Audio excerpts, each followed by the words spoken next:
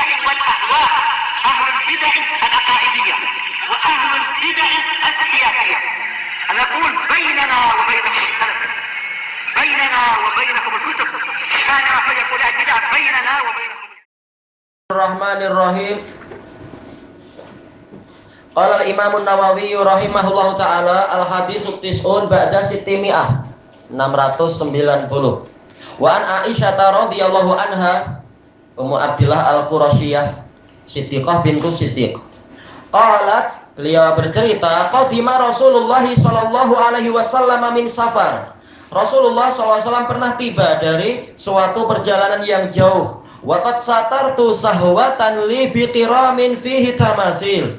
Dalam keadaan saya telah menutupi khizanah. Sahwah ini khizanah, yaitu semacam bilik kecil, store milik saya, biqiram, yaitu dengan langsir. Qiram ini adalah langsir yang nipis, tirai yang tipis kalau orang Indonesia bilang.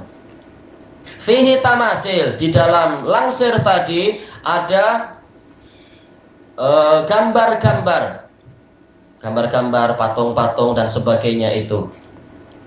Falamma ra'ahu Rasulullah sallallahu alaihi wasallam hataka. Tatkala Rasulullah SAW melihat itu, beliau pun mencabutnya atau merobeknya. Wa talawwana wajhuh, dalam keadaan wajah beliau talawan, itu artinya adalah berubah warna, yaitu memerah mungkin saking marahnya. Wa qala ya Aisyah asyaddun nasi azaban indallahi yaumal qiyamah. Lalu Rasulullah bersabda, wahai Aisyah, manusia yang paling keras siksaannya di sisi Allah di hari kiamat alladzina yudahuna bi khalqillah. Ada tanda seru di dalam hadis ini, yaitu orang-orang yang menyerupai Allah di dalam mencipta, menyerupai ciptaan Allah. Muttafaqun alaih, diriwayatkan oleh Bukhari dan Muslim. As-sahwah pakai sin muhmalah.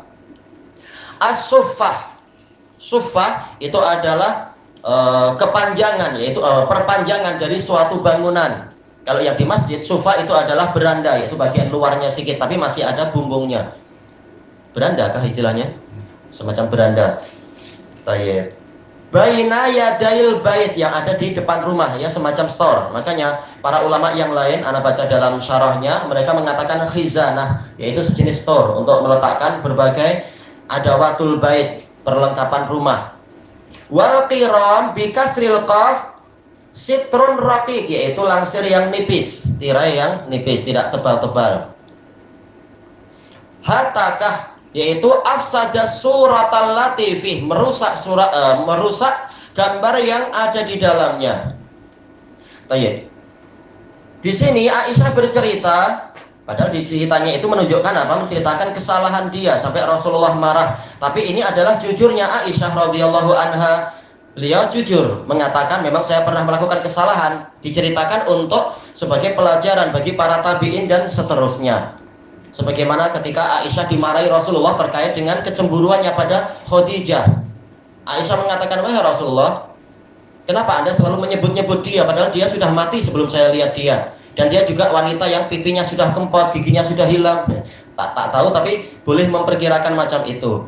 Nah, Rasulullah marah lalu menyebutkan bahwasanya dia begini, Khadijah begini. Disebutkan oleh para pensyarah, ini menunjukkan walaupun Aisyah cemburu tapi dia fair, yaitu jujur, yaitu menceritakan tentang kesalahan dirinya dan tentang keutamaan Khadijah di situ. Ya, memang Aisyah seperti itu. Jujur menceritakan, saya pernah bersalah, untuk pelajaran, lalu Rasulullah memperbaiki demikian dan demikian. Rasulullah pernah tiba di suatu perjalanan yang jauh. Dijelaskan oleh para pensyarah, safarnya Rasulullah itu selalu berupa ibadah. Boleh jadi haji atau umrah, tergantung tahun berapa itu, atau safarnya adalah untuk jihad fisabilillah yang selain haji dan umrah, untuk berperang menegakkan agama Allah, atau untuk mendamaikan di perkampungan yang lain yang mungkin agak jauh misalkan, dan seterusnya. Safarnya adalah selalu berisi kebaikan dan hikmah. Waqad satartu sahwatan li biqiramin fihi tamasil. Dalam keadaan saya sudah menutupi store yang saya miliki dengan langsir yang di dalamnya ada tamasil. tamasil dijelaskan oleh Imam Nawawi rahimahullahu taala ini bersifat umum, yaitu gambar-gambar yang ada di pinggan atau di langsir atau di dinding atau di barang-barang, di kertas, di kain dan seterusnya. Beliau katakan ini umum, semuanya masuk dalam istilah tamasil.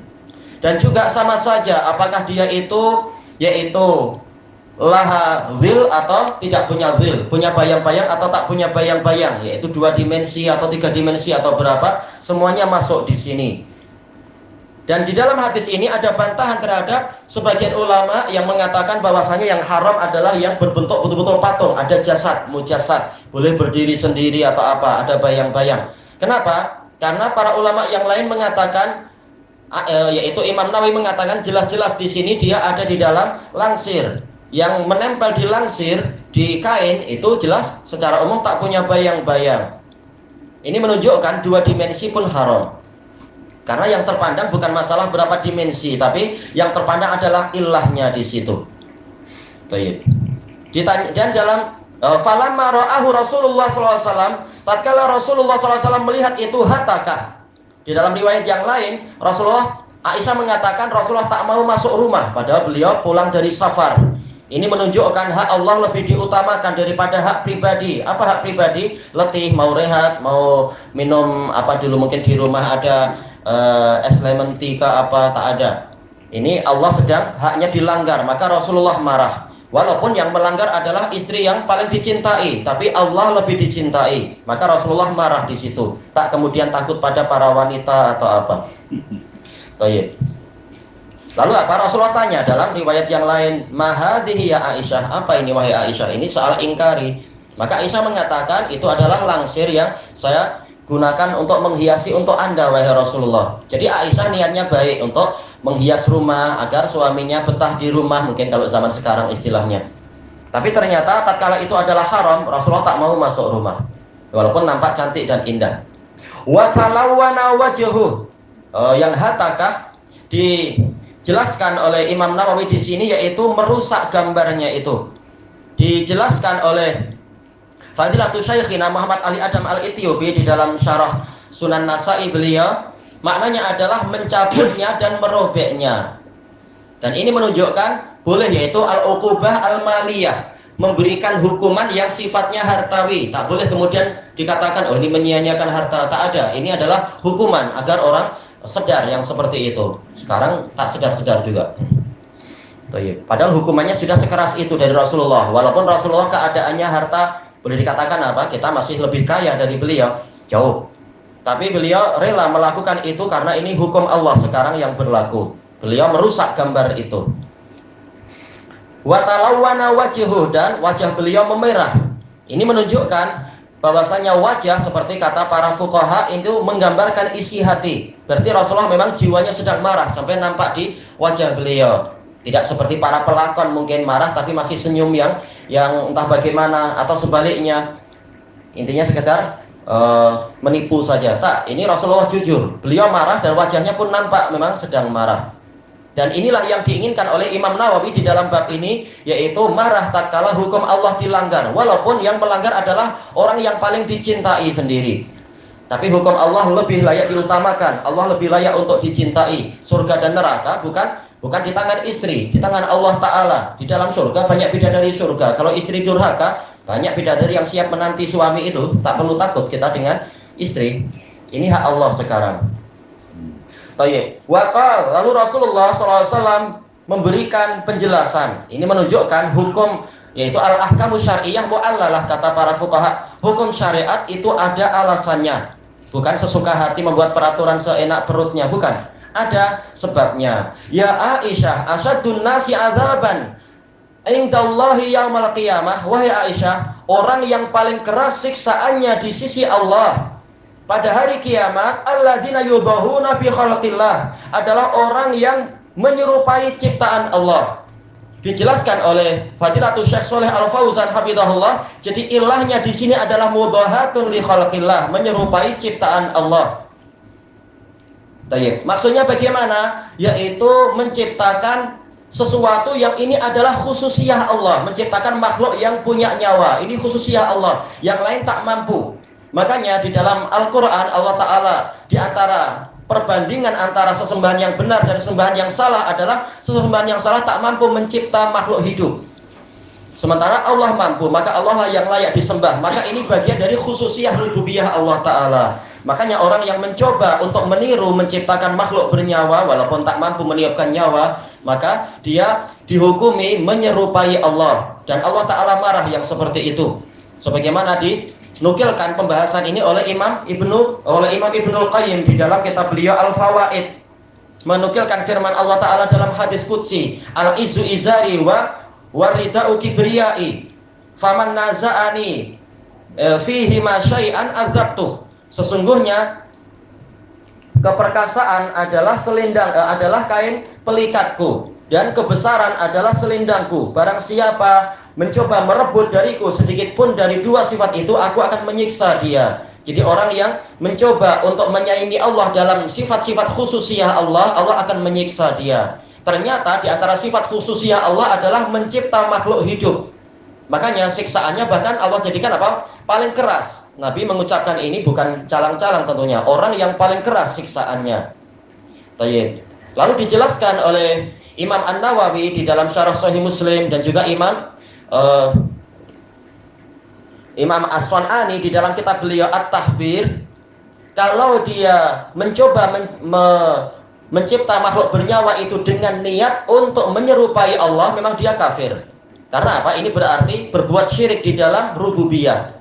Dia kafir. Maka layak mendapatkan hukuman yang paling keras seperti Fir'aun ataupun yang seperti itu, yang mencoba menyerupai Allah dalam masalah rububiyah.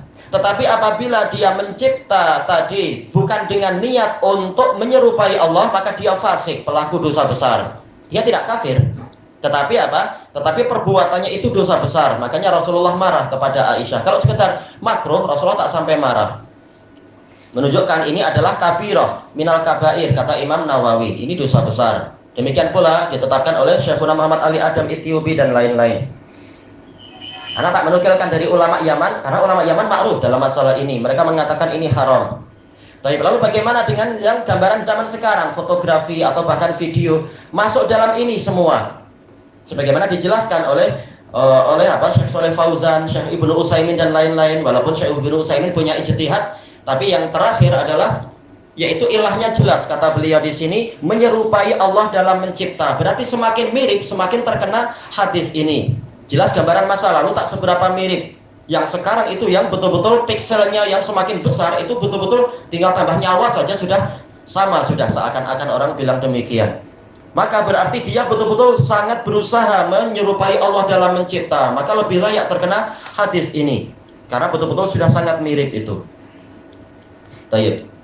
Ini kesimpulannya adalah yaitu marah kepada orang yang melakukan pelanggaran terhadap kehormatan Allah Ta'ala. Dan ini kehormatan Allah Ta'ala bukan sekedar masalah syariat, tapi ini masalah akidah sebagaimana penjelasan para ulama. Makanya Imam An-Najdi memasukkan ini di dalam kitab Tauhid, karena ini dari satu sisi adalah melanggar tauhid rububiyah, dari sisi yang lain membuka tauhid membuka syirik dalam uluhiyah. Makanya orang yang melakukan itu dikatakan sebagai orang yang paling keras hukumannya nanti di hari kiamat.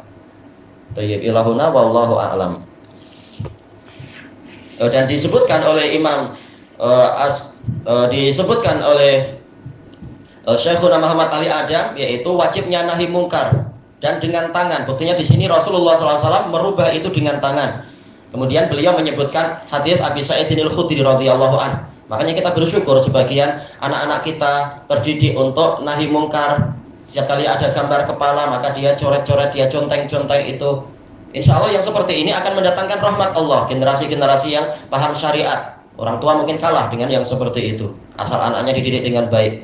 Nah, pahalanya untuk kita insya Allah, untuk orang tua. Wallahu a'lam.